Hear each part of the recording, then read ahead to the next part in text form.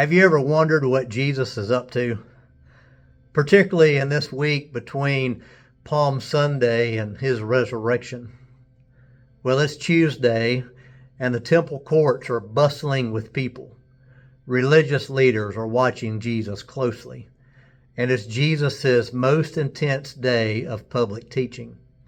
And like the Passover lambs being inspected for flaws, Jesus is being tested.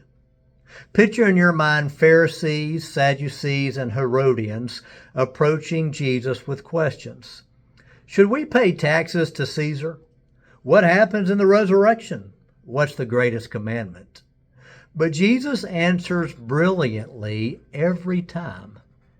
He's not defending himself, he's exposing their hypocrisy. Chris Keener notes that these debates were common in the Jewish tradition. But what stands out is how Jesus turns each trap into a truth bomb, elevating the conversation to God's heart, justice, mercy, and love. Then Jesus goes on the offense. He launches into what's known as the 7 woes in Matthew 23. He calls the religious leaders whitewashed tombs who are clean on the outside and dead inside. And as they leave the temple, one of the disciples say, "Look at these buildings." But Jesus responds with a bombshell. Not one stone will be left on another. He's predicting the destruction of the temple, which happens 40 years later in 70 AD.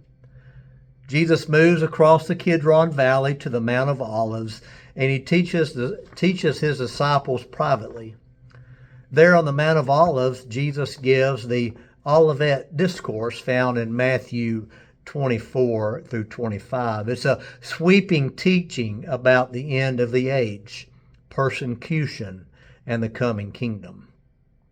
As families continue inspecting their Passover lambs, Jesus is undergoing his own inspection.